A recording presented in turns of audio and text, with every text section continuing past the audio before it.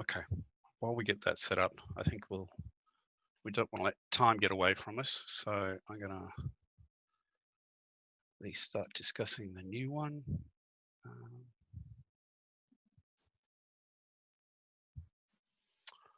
Okay, so we've got the next one is about moving data.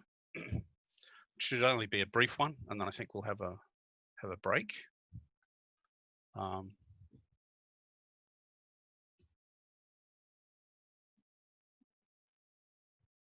So you're going to use your Nimbus instance or instances to store and explore, process, analyze, create new data.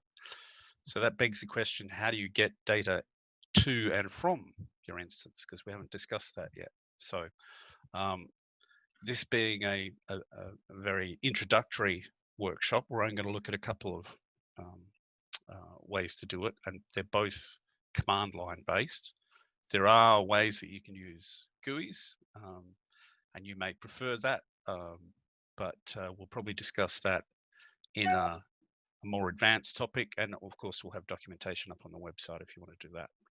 So the two kind of transfer protocols we're going to look at is HTTP. It's just the simple web server protocol that transfers via unencrypted text. And we're also going to use SCP, which uses SSH, which is great because we're already using Secure Shell to access our instance. So you're already familiar with that. Okay. So let's get straight into it. We're going to copy a file using the Wget tool. Okay. So the first thing we want to do is, the example here is for a file from the Software Carpentry website. So I need to open a window. Let's just do that. So I'm going to go to swcarpentry.github.io/shell novice. See if I can pull that. So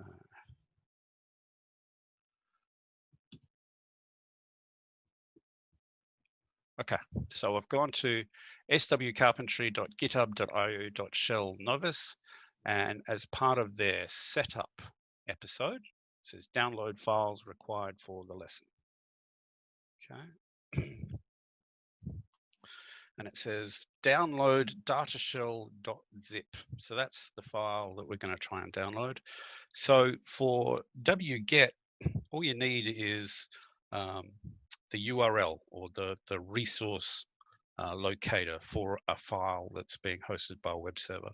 So in order to get that link, I'm going to right click and I'm going to say copy link address. Good. So I now have that link address. I'm going to go to my instance where I'm still logged in. Okay. And I'm going to say Wget. I will copy in that information, that link, and hit enter. And it's done. So it said resolve the link, and it saved datashell.zip in 0.02 seconds. So if I do an ls, I now have datashell.zip. Okay, so I've now successfully used the HTTP transfer protocol to get a file that was available on the web, and I can now access it and use it on my instance. So that's one way. Obviously, that's good for files that are already available online. But what about files that are not? So for example, how do I transfer files from my local machine, or say I have a data repository on my institution or another cloud. So for that, I can use SSH through the SCP, which just stands for Secure Copy Protocol. The format for that command, you can see here, scp-i, the name of your key, because we are using SSH to authenticate. So you're familiar with that. You then give the local file path, your login name, the IP address, and then the instance file path. Now, I know it might look complicated if you're not used to command line, but all you need to remember is that as with most copying commands that you get, you need to provide where something is that it needs to be copied, in other words, the origin. So in this case, that's the local file path. And then where it needs to be copied to, or a destination, in that order. So it's where something is and where it's going to. Okay. So let's try that now. So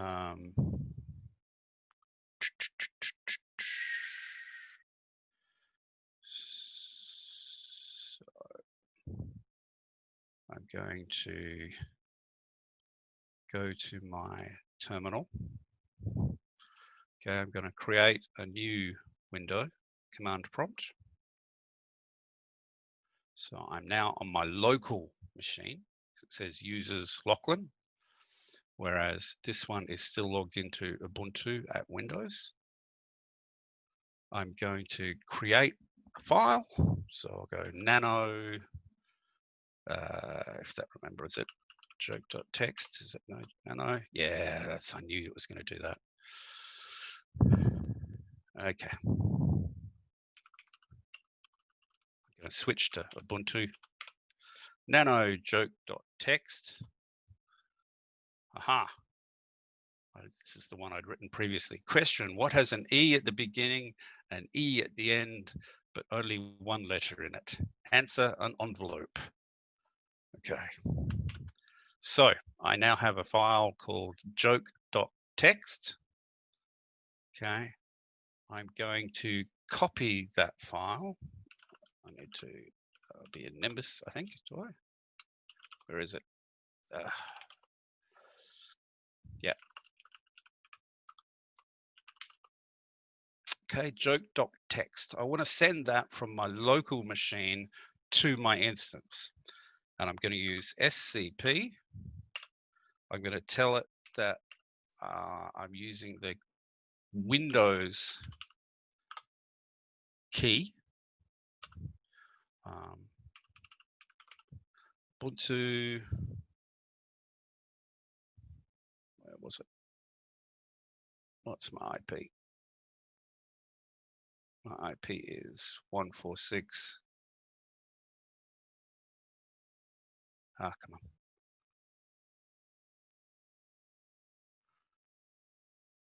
Sorry. All right. My IP is 146.118.68.143. Now, what I have to add is a colon, and then that allows me to put in a location, okay? In other words, the destination on my instance. If I leave it blank, which is what I'm going to do now, it will put it in the home directory of the user. So in other words, it'll put it in the home folder for Ubuntu. So I can do that. And it didn't work because I left something out. What did I leave out, Luke? I don't know, it worked for me. No, we'll see. I didn't tell it what I wanted to copy. Yes, that would help. Yes. Okay. So, there we go. It works.